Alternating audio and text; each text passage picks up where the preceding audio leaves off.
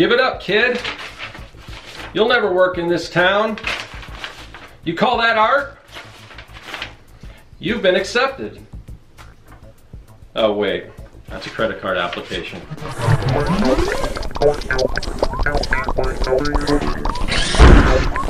Greetings, people of the internet. I'm Scott with Serkworks Art Labs. Welcome, mad creators, to the underground laboratory where we create robots, alien zombies, and other imminent threats to humanity. Sometimes we take those things, we make projects or proposals, we send those out to people, and then we get these. Rejection letters. Yes, so this is, I was digging through the lab and I came across this, something that I haven't looked at in a long time, but this is a pile of rejection letters that I collected back when I was submitting, you know, my artwork to different companies to try to get published or whatever. So I thought it'd be fun to kind of go through these and talk about rejection and kind of how to deal with it and everything, because no matter who you are, even if you're J.K. Rowling, you send your stuff out and you're going to get some rejection letters. So, so let's kind of see what we have here. Boy, okay, here we go. Dear me, thank you for your recent submissions. We appreciate your interest and enjoyed reviewing your designs because we feel your particular style does not fit with our product line. Okay. Thank you for your recent art submissions. Unfortunately, we do not have any products that we are currently working on that would fit your art style. However, let's see. Thank you for submitting your wonderful artwork for review and consideration. Our art review committee did have a chance to recently review your work and determined that it is not particularly well suited for our immediate needs. Thank you very much for your submissions. We carefully looked at your art. Unfortunately, your illustration is not appropriate for us.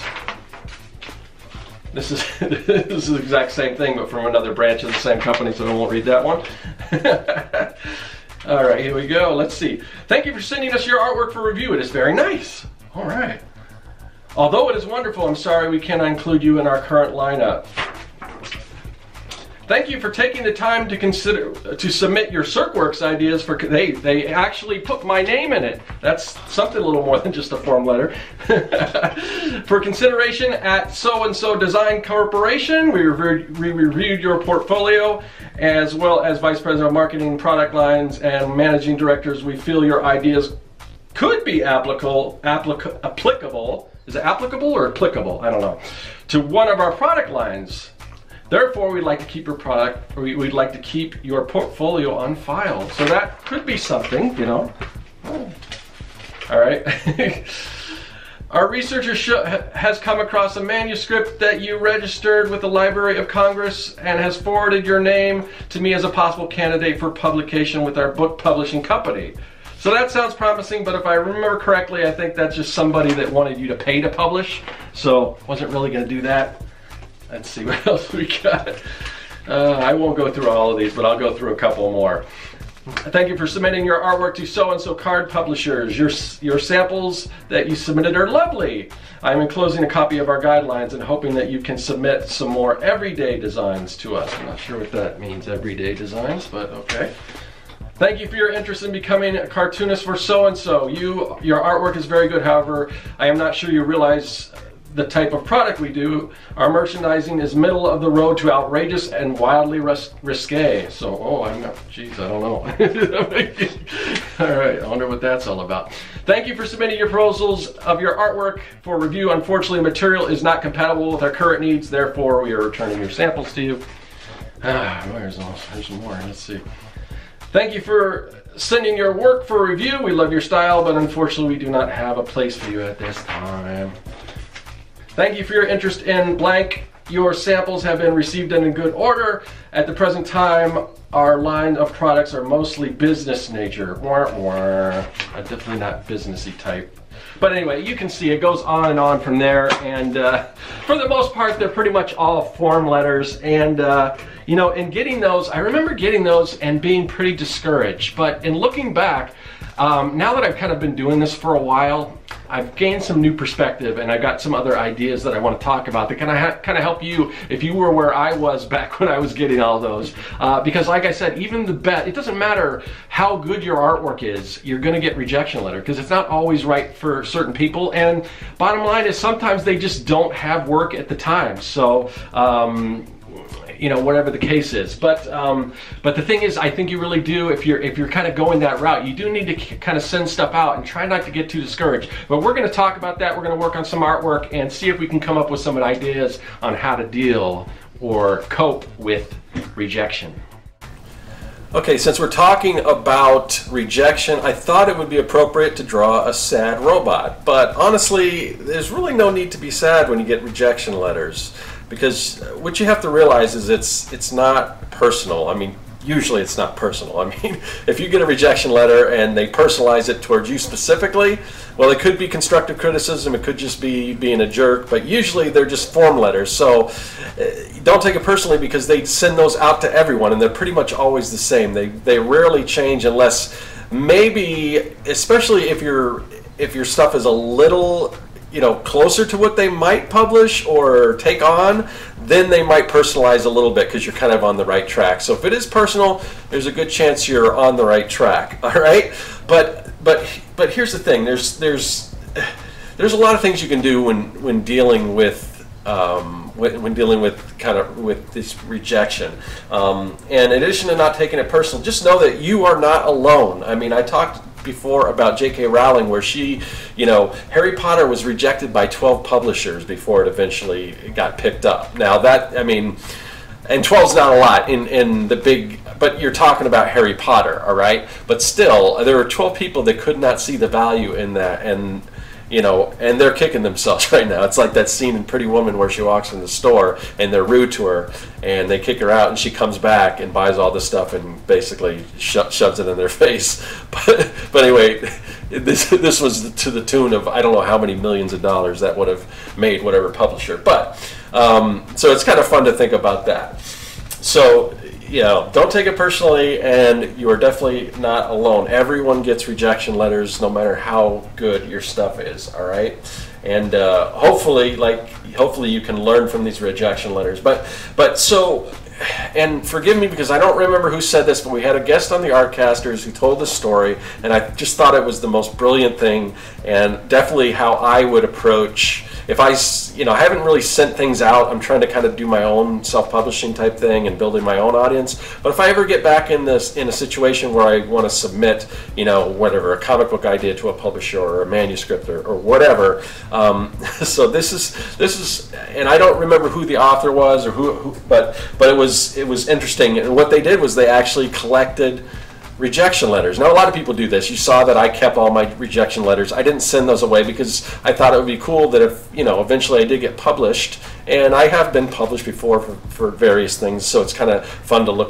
back on that. But this is what's even better. So this person made it a goal. It was like they're collecting it, and they made a goal that if they would get, I think, 100 rejection letters, then they would take themselves on a trip.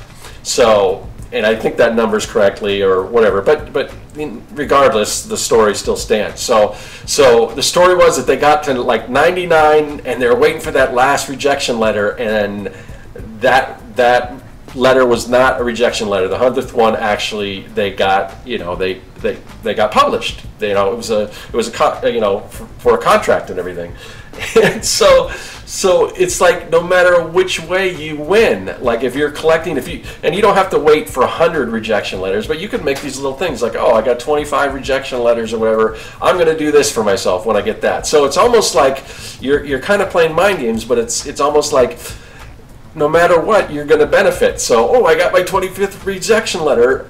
Here, I'm going to go out to dinner. I'm going to go do this or whatever. And so I thought that was kind of a fun way to kind of take on that. And then again, so either way, if you get accepted or you get rejected, you're still kind of winning. You've kind of gamified the whole situation. So I just thought that was really cool.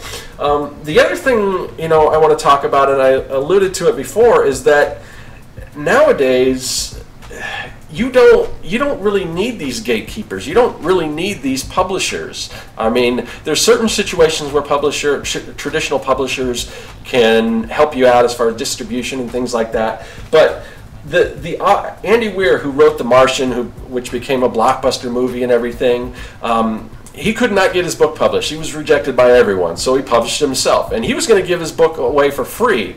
And the only reason he charged for it, this was an ebook, was because Amazon, I think the rules are on Amazon you have to actually sell it. So he sold it for $1, and he had built up a fan base, and they loved the book, and because of that, the fan base continued to grow, and the word got out and everything. And next thing you know, a publisher kind of looped back around and said, "Oh yeah, we'll publish it." Now I don't know if this is one who turned them down originally or a different publisher or whatever, but that kind of thing can happen. So even if you're going to self-publish, you may a lot of times you can do better yourself, and nowadays we have Kickstarter, we've got Patreon, we've got, Indiegogo, all these different ways that you can fund your own project. Now granted, you kind of usually have to build an audience, and that's a whole, other series of obstacles that you kind of have to overcome or have to build on. But it's a possibility, and the good thing about that is it's more in your control. You're not waiting for somebody to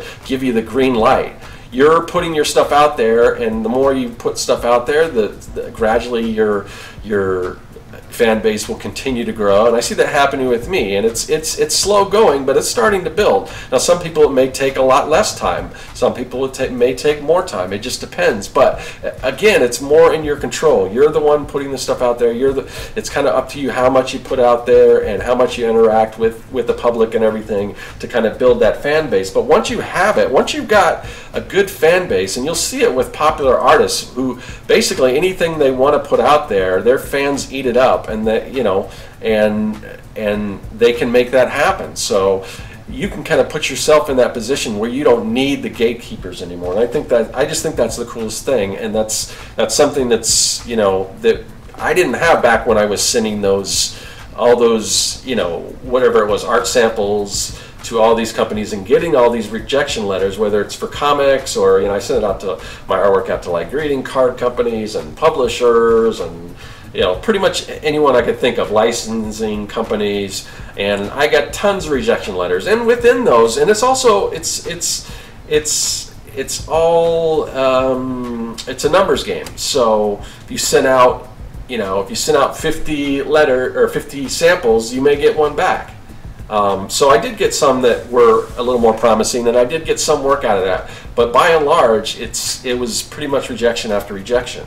And and even back then I was still getting work, so I knew my work was at a certain level. Now maybe it wasn't at a level that was good enough for a particular company, or maybe it just didn't fit. Now you want to kind of cater your stuff towards certain publishers, and I tried to do that as best I could, but there were some that they were kind of I was iffy about, and then I got letters back saying, "Oh, this doesn't work for us," and that's fine too.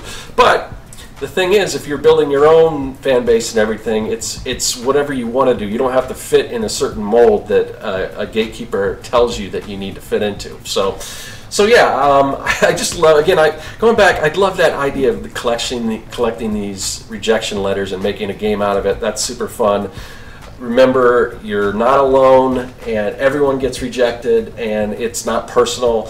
And so hopefully that kind of stuff will help you deal with rejection. But yeah, send your stuff out and to traditional publishers if that's what you want to do. But also, try to build your own fan base and try to put stuff out there yourself. And you may find better luck doing that, because back when I was sending that stuff out, that was the only way to do it. But now we have so many different options, and I just think we're living in the perfect time. So those are some ideas on how to deal with rejection, and hopefully that helps.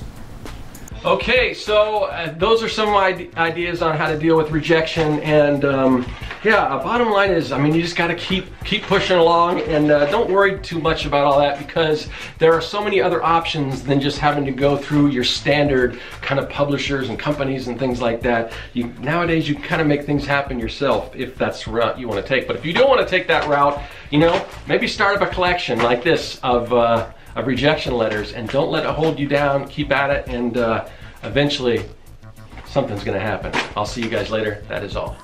Hey everyone, thanks for joining me here in the Art Lab. There's a lot of other great content on the channel, so click that subscribe button and you won't miss a thing. If you're an aspiring evil genius, visit Serkworks.com for all your mad science supply needs. And if you want to contact me, hit me up in the comments section or follow me on social media. I'm looking forward to it. I'll see you then.